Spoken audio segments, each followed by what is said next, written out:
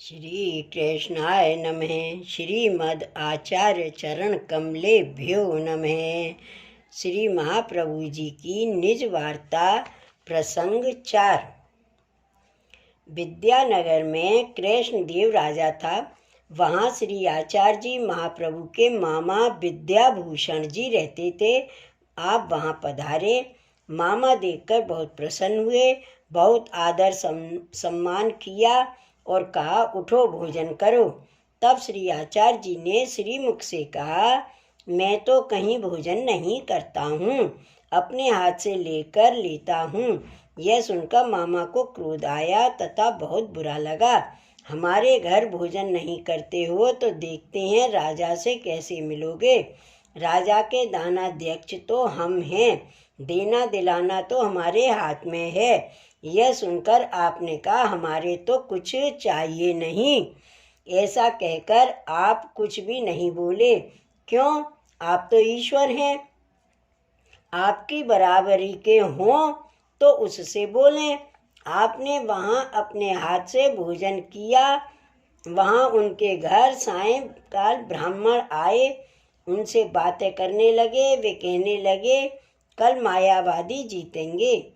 श्री आचार्य जी सायं को संध्या कर रहे थे। संध्या करके कहा कि मायावादी कैसे जीतेंगे।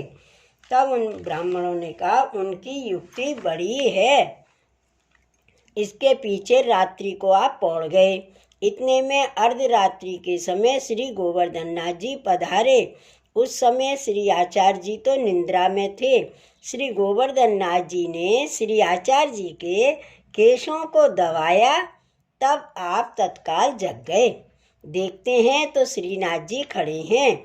आप उठकर हाथ जोड़कर खड़े रहे और कहा, आप इस समय कैसे पधारे। तब श्री गोवर्धन नाथ जी ने कहा कि आप ऐसा गर्वित वचन सुनकर इस मामा के घर में क्यों रहे।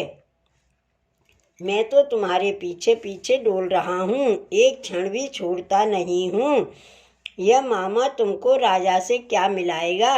ऐसे राजा तो कोटानुकोट तुम्हारे चरणारविंद की अभिलाषा करते हैं और करेंगे। आप उठो, इसके घर मत रहो। तब तत्काल श्री आचार्य जी महाप्रभु वहाँ से चले। नगर के बाहर जहाँ जलाशय था वहाँ आप विराजे। देह कृत्य दंत धावन करके स्नान तिलक मुद्रा कर संध्या करके कृष्णदेव राजा की सभा में पधारे। कृष्णदेव राजा के यहाँ पहले से ही वैष्णव संप्रदाय और स्मार्त संप्रदाय का आपस में बहुत दिनों से झगड़ा चल रहा था। इस कारण वैष्णव संप्रदाय के बड़े बड़े आचार्य महंत बहुत इकट्ठे हो रहे थे। युक्ति में स्मार्त जीते उस दिन यह झगड़ा समाप्त होने को था। तब श्री आचार्य जी महाप्रभु के मामा ने पहले से ही राजा कृष्णदेव से कहा, आज झगड़ा समाप्त होने में है, इसलिए द्वारपाल से कह दिया जाए आज कोई नया ब्राह्मण न आए। राजा ने कहा, दानाध्यक्ष तो आप ही हैं, देना दिलाना आपके हाथ में ही है, जिसको तुम बुलाओगे वही आएगा। उसके पीछे राजा कृष्णदेव के यहाँ सब संप्रदाय आचार्य ब्राह्मण इकट्ठे हुए थे। जब सब सभा इकट्ठी हुई, वहाँ राजा कृष्णदेव भी आकर बैठ गया। इतने में श्री आचार्य जी महाप्रभु पधारे। राजद्वार पर जाकर द्वारपाल से खबर करवाई। द्वारपाल आपको देखकर चकित हो गए, जैसे मानो आकाश से सूर्य पधारे हैं। और तेज का पुंज देखकर द्वारपाल ने जाकर राजा से कहा, एक बड़ा तेज पुंज ब्राह्मण आया है। यह सुनकर राजा कृष्णदेव सब सभा सहित उठकर खड़ा हो गया और नंगे पैर आकर दंडवत कर सभा में पधरा लाया। उस समय की क्या उपमा कही जाए, मानो राजा बलि की सभा में श्री वामन जी पधारे हों। मानो राजा बलि की सभा में श्री वामन जी पधारे हों। श्री आचार्य जी महाप्रभु के दर्शन करके राजा बहुत प्रसन्न हुआ। तब राजा ने आपसे विज्ञप्ति की, महाराज आप आसन पर विराजिए, मेरा बड़ा भाग्य है। तब श्री आचार्य जी महाप्रभु वहाँ आसन पर विराजे।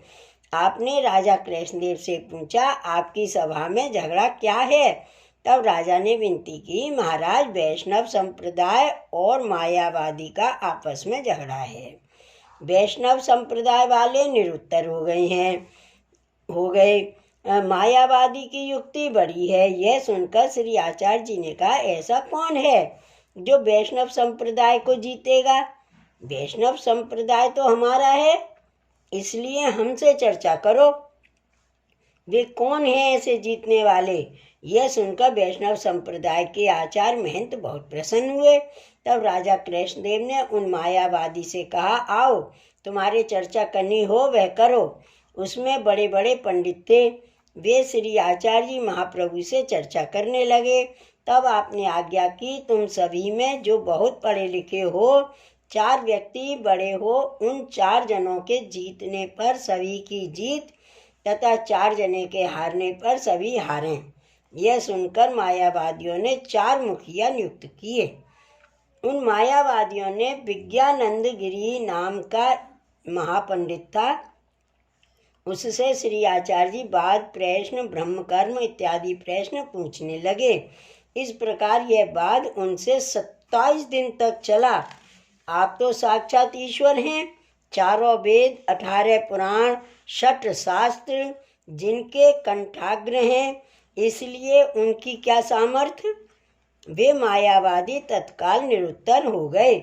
उन मायावादियों में जैन और बौद्ध मत वाले को आगे किया। तब श्री महाप्रभु पीछे पीठ देकर बैठे और कहा, हम इनसे संभाषण नहीं करेंगे। उसका कारण ये अनीश्वरवादी हैं, इनसे भाषण करना योग्य नहीं है। उस समय राजा ने बड़ा आग्रह किया। तब आपने एक आदमी को मध्य में रखकर उनसे शास्त्रार्थ किया। सभा में नानकपंथी, दादूपंथी, निरंजनी, कबीरपंथी आदि सभी को निरुत्तर किया। तब उन्होंने श्री आचार्य जी महाप्रभु को साष्टांग दंडवत की और कहा, महाराज, कोई मनुष्य हो तो उससे हमारी चले। आप तो साक्षात ईश्वर हैं। श्री आचार्य जी का महात्म देखकर राजा कृष्णदेव बहुत प्रसन्न हुआ। राजा को लोभ हुआ और प्रधान को आज्ञा दी, ये ब्राह्मण मार्ग से टूटे हैं, इनने वेद मार्ग को छोड़ा है, इसलिए इनकी व्रति बंद कर दो। श्री आचार्य जी तो बड़े दयालु हैं। आपने राजा से कहा, इन्होंने तो अपना धर्म छोड़ा है, परंतु तुम तो अपना धर्म मत छोड़ो। तुम तो जो देते हो वह दिया ही करो। प्रतिबंध करने का तुम्हारा धर्म नहीं है। ऐसी आज्ञा कृष्णदेव राजा को की। पीछे वैष्णव संप्रदाय को रामानुज संप्रदाय के हनुमंताचार्य, निम्बार्क संप्रदाय के केशव भट्ट कश्मीरी और माधव संप्रदाय के व्यास तीर्थ स्वामी आदि आचार्य महंत थे। उन सभी ने कहा कि हम श्री आचार्य जी को तिलक करेंगे। आज से हमारे वैष्णव संप्रदाय वाले ब्राह्मणों के ये राजा हुए तथा आचार्य पदवी दी। ये हमारे सभी के शिरोमणि हैं। इन्होंने हमारी वैष्णवता के मार्ग को रखा है। यह सुनकर राजा बहुत प्रसन्न हुए और कहा, बहुत अच्छा, तुम सभी ने ऐसा विचार किया है तो मैं श्री आचार्य जी महाप्रभु का कनकाभिषेक करूँगा। यह सुनकर सब वैष्णव संप्रदाय के आचार्य महंत प्रसन्न हुए। राजा कृष्णदेव ने अच्छा मुहूर्त देखकर आपको 100 मन स्वर्ण जल में डालकर कनकाभिषेक कराया। सभी ब्राह्मणों ने तिलक किया। सभी उस दिन से श्री वल्लभाचार्य जी कहने लगे। ऐसा नाम उस दिन से प्रसिद्ध हुआ। प्रथम उसी दिन माया मत का खंडन किया, भक्ति मार्ग का स्थापन किया। तब राजा ने विनती की, महाराज मेरे को अंगीकार कीजिए। आपने अनुग्रह करके राजा को नाम सुनाया। राजा ने स्वर्ण का थाल स्वर्ण द्रव्य से भरकर आगे रखा। आपने उसमें से 7 स्वर्ण मुद्रा निकाल कर रखी। राजा ने कहा, महाराज सब द्रव्य अंगीकार करिए। आपने श्रीमुख से कहा, हमारा इतना ही है, हमारे अधिक नहीं चाहिए। राजा ने बहुत प्रार्थना की, महाराज स्नान का स्वर्ण है, वह आपका है। आपने कहा, वह हमारे क्या काम का है, यह तो उच्छिष्ट जलवत है, इसलिए तुम ब्राह्मणों को बांट दो। तब भी राजा नहीं माना। आपने कहा, इसमें से आधा द्रव्य तो ब्राह्मणों को बांट दो तथा आधा तुम्हारे पास रहने दो, काम पड़ेगा तब मंगवा लेंगे। जब यज्ञ किया तब राजा के पास रखे हुए द्रव्य को मंगवा लिया। उसमें से आधा स्वर्ण में से श्री जगन्नाथ राय जी के लिए कटी मेखला बनवाई। पीछे श्री आचार्य जी महाप्रभु आप अपने स्थल पर पधारे। मध्य रात्रि के समय माधवाचार्य के व्यास तीर्थ नाम के वृद्ध सन्यासी श्री आचार्य जी के पास आए। उन्होंने कहा, तुम इस मार्ग में आओ तो तुमको यह संप्रदाय सौंप दूं। तब आपने कहा कि विचार कर कहूँगा, इसलिए वे चले गए। पीछे उसी रात्रि को विष्णु स्वामी के संप्रदाय के बिल्व मंगल भी आए।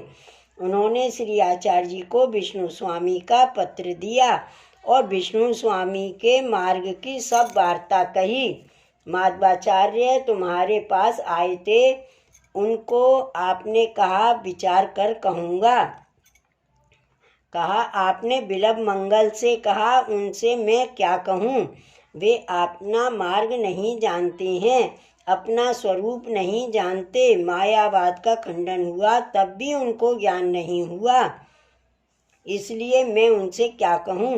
तब बिल्व मंगल ने कहा कि महाराज, आपको तो बहुत कार्य करने हैं। विष्णु स्वामी मार्ग उच्छिन्न होता जा रहा है, उसकी रक्षा करें, नहीं तो पूजा मार्ग में आवाहन विसर्जन की पूजा होती है। निरंतर सेवा का प्रकार तो विष्णु स्वामी से चला है। आपने कहा कि विष्णु स्वामी ने जो मार्ग स्थापित किया है उसमें जो उत्तम पक्ष है वह लिया है, इसलिए तुम चिंता मत करो। बिल्व मंगल के 700 वर्ष तक वायु रूप करके स्थिति की थी। यह बात कहने के लिए बिल्व मंगल को श्री ठाकुर जी ने आज्ञा की थी। यह बात श्री आचार्य जी महाप्रभु को कहकर आना। यह सब बात कहकर बिल्व मंगल गए। पाछे श्री आचार्य जी महाप्रभु पौड़े। तब श्रीनाथ जी पधारे और कहा कि तुम माधवाचार्य के मार्ग को अंगीकार मत करना। प्रातःकाल होने पर श्री आचार्य जी विद्यानगर से सब मतवादियों से विजय पत्र लेकर चले तथा ब्रज की ओर पधारे। श्री वल्लभाधीश की जय। श्री गोवर्धन नाथ की जय। जय जय श्री गोखलेश, जय जय श्री गोखलेश।